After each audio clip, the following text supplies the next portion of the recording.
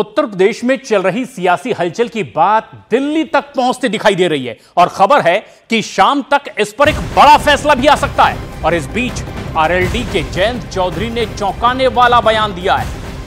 उनसे जब सीएम योगी के बारे में सवाल किया गया तो उन्होंने कहा कि आज रात की ब्रेकिंग मैं आपको नहीं दूंगा। आखिर इसके क्या मायने?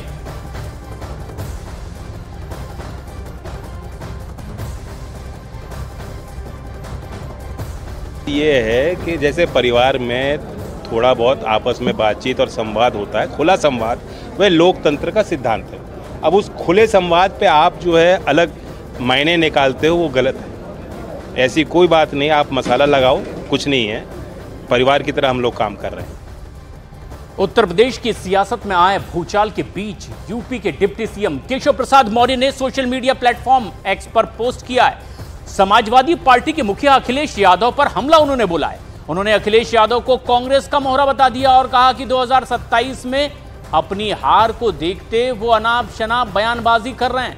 केशव प्रसाद मौर्य ने अखिलेश यादव पर 2024 में झूठ बोलकर सफलता हासिल करने का आरोप लगाया और कहा कि उन्हें अपनी पराजय याद रखनी चाहिए। उन्होंने आखिर में कहा कि 2027 में 2017 को दोहराएंगे। हम आपको दिखाते हैं सोशल मीडिया प्लेटफॉर्म पर क्या लिखा केशव प्रसाद मौर्य ने। अखिलेश यादव पर पलटवार करते हुए उन्होंने लिखा, कांग्रेस का मोहरा सपा मुखिया अखिलेश यादव जी 2027 में पराजय सुनिश्चित देख अनाप शनाप बयानबाजी कर रहे हैं। जनता से झूठ बोलकर 2024 में मिली सफलता से वो गुब्बारे की तरह फूल गए। उन्हें 2014, 17, 19, 22 में सपा की पराजय याद रखनी चाहिए। 2027 में 2017 दोहराएंगे। केशव प्रसाद मौर्य का यह प्लेटफॉर्म पर बयान। और इससे पहले अखिलेश यादव ने केशव प्रसाद मौर्य को दिल्ली का मोहरा बता दिया था, जिस पर केशव प्रसाद मौर्य ने यह पोस्ट किया है। केशव प्रसाद मौर्य ने अखिलेश यादव को करारा जवाब दिया था और दोनों ने एक दूसरे पर क्या क्या कहा वो भी जरा गौर से सुनिए। वो मोहरा हैं, दिल्ली के वाईफाई के वो पासवर्ड हैं।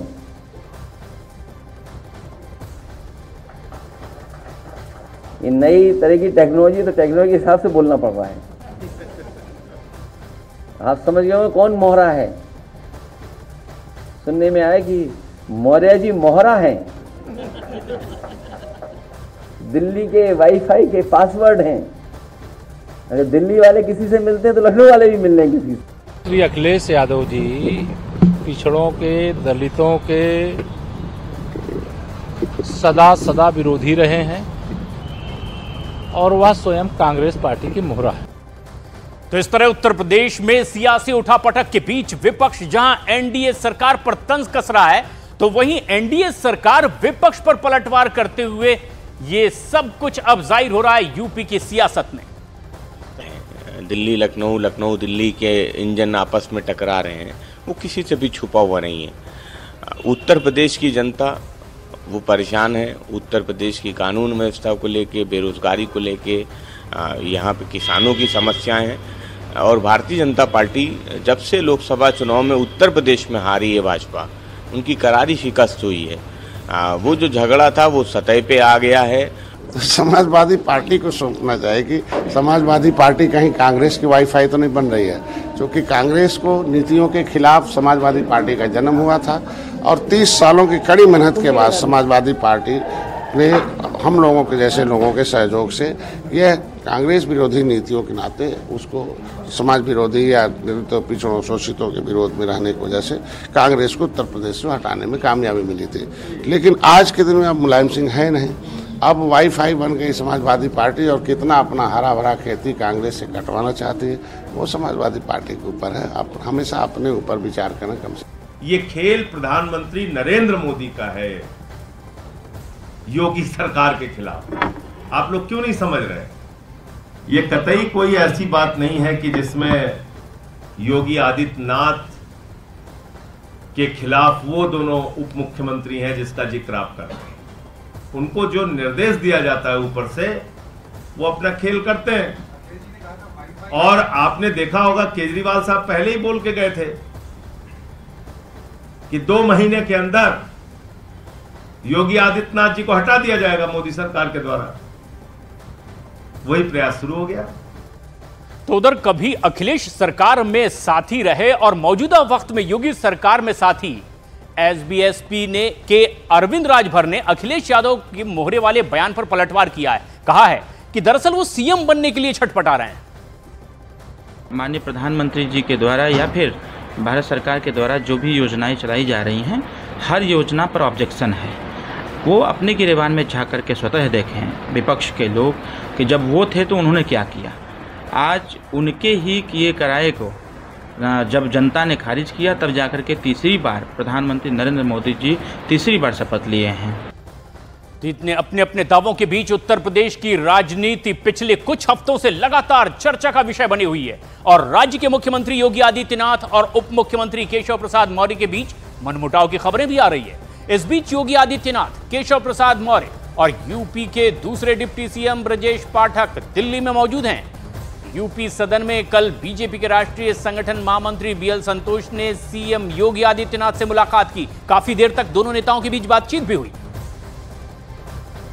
ऐसे में लेकिन दोनों डिप्टी सीएम से सीएम योगी के मनमुटाव की खबरों के बीच अगर दिल्ली में वरिष्ठ नेताओं से मुलाकात और बातचीत होती है तो कई अटकलें भी लगाई जाती है।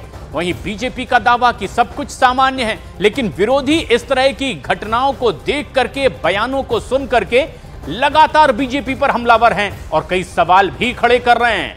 पूछ रहे हैं कि क्या वाकई यूपी बीजेपी में सब कुछ ठीक ठाक है। वहीं लोनी से विधायक नंद किशोर गुर्जर का कहना है कि योगी और केशव प्रसाद मौर्य अलग नहीं है, लेकिन यूपी में अफसर मनमानी कर रहे हैं। सरकार की पहली पसंद अभी भी योगी जी हैं। सारे विधायक एक मत होकर मानते हैं, मौर्य जी नहीं हुए अभी। देखिए, मौर्य जी और योगी जी को अलग नहीं है। एक जो हमारी शीर्ष लीडरशिप है वो तय करती है, लेकिन निसंदेह दोनों नेता हमारे लोकप्रिय हैं। और जहां तक बात केशव जी की है, वो ओबीसी वर्ग का एकमात्र ऐसा चेहरा है, दूसरा उत्तर प्रदेश में उनकी काट का कोई नहीं है। तो योगी जी की तारीफ करते करते आप मौर्य जी की तारीफ भी कर ही देते हैं। तो दोनों ही मेरे तो दोनों ही नेता हैं भाई। मैं माननीय मौर्य जी ने मेरे जैसे सैकड़ों लोगों को विधायक बनाया। वो प्रदेश अध्यक्ष रहे हैं, संगठन में आरएसएस से लेकर के विश्व हिंदू परिषद से तमाम बार जेल गए हैं, पार्टी को खड़ा किया है। जब किसी का चेहरा नहीं था उत्तर प्रदेश में, प्रदेश अध्यक्ष थे, तो 2/3 बहुमत लेकर के माननीय केशव मौर्य जी की लीडरशिप में उत्तर प्रदेश में आया है, तो इसलिए उसको नकारा नहीं जा सकता। उत्तर प्रदेश में चल रहे सियासी टेंशन के बीच में पिछले कुछ दिनों से मुख्यमंत्री योगी आदित्यनाथ ने लगातार मैराथन बैठकें की है। उन्होंने उत्तर प्रदेश के सभी 18 मंडलों के जनप्रतिनिधियों के साथ बैठक की है, जिसमें अधिकारियों की मनमानी की शिकायत पर सीएम योगी ने कहा कि तथ्यों के साथ आएं, जिससे अधिकारियों पर कार्रवाई की जा सके। दरअसल बैठक में लोकसभा चुनाव 2024 के परिणामों को लेकर के विस्तार से समीक्षा बैठक की गई है और इसके अलावा करीब 20 दिन तक चली इस बैठक में लगातार कई मंडलवार बैठकों का भी सिलसिला चला। सांसद, विधायक और एमएलसी ने सीएम के सामने अपने अपने क्षेत्र की समस्याओं और लोगों की अपेक्षाओं को लेकर के पहुंचे। इसके अलावा मंडलवार बैठक में पहुंचने वाले जनप्रतिनिधियों ने खुलकर के अपनी बात भी मुख्यमंत्री के सामने रखी है। जनप्रतिनिधियों ने धैर्यपूर्वक उन्हें सुना भी और उनकी बात सीएम ने सुनी।